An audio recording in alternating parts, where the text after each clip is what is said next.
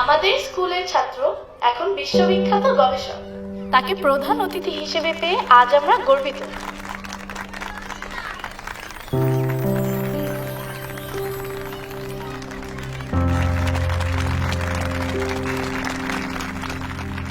আমি একজন মুক্তিযোদ্ধার সন্তান।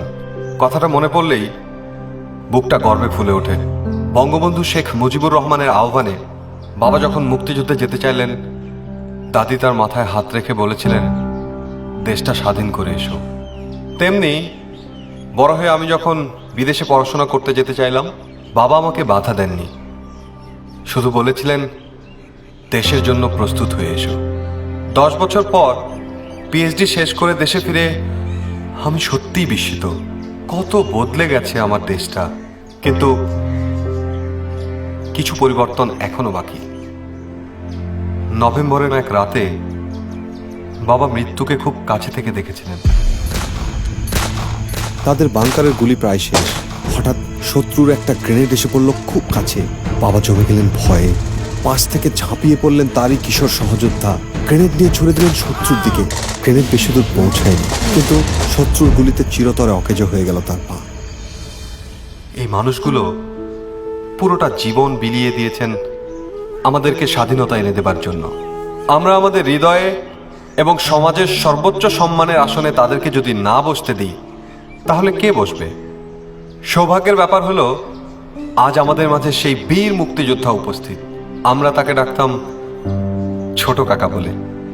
রোজ সকালে সবার আগে এসে যে মানুষটি স্কুলের গেট খুলে দেন, আবার আপনারা চলে যাবার পরে সব দেখে শুনে গেট বন্ধ করে সবার শেষে ঘরে ফেরেন, সেই মানুষটি ছোট কাকা। মুক্তিযুদ্ধের মতো এখনো তিনি সবার ভালোর জন্য নিজেকে উৎসর্গ করে রেখেছেন। ছোট কাকা, একটিবার সামনে আসুন না।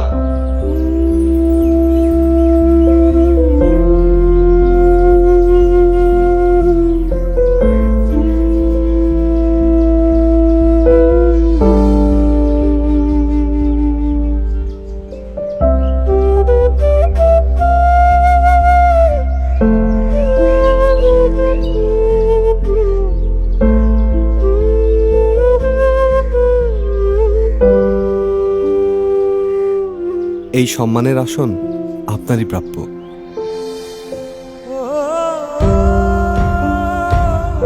অসীম সাহসিকতায় জীবন বাজি রেখে যারা আমাদেরকে উপহার দিয়েছেন একটি স্বাধীন দেশ, জাতির সর্বোচ্চ সম্মানের আসনে অধিষ্ঠিত হবার অধিকার তাদেরই।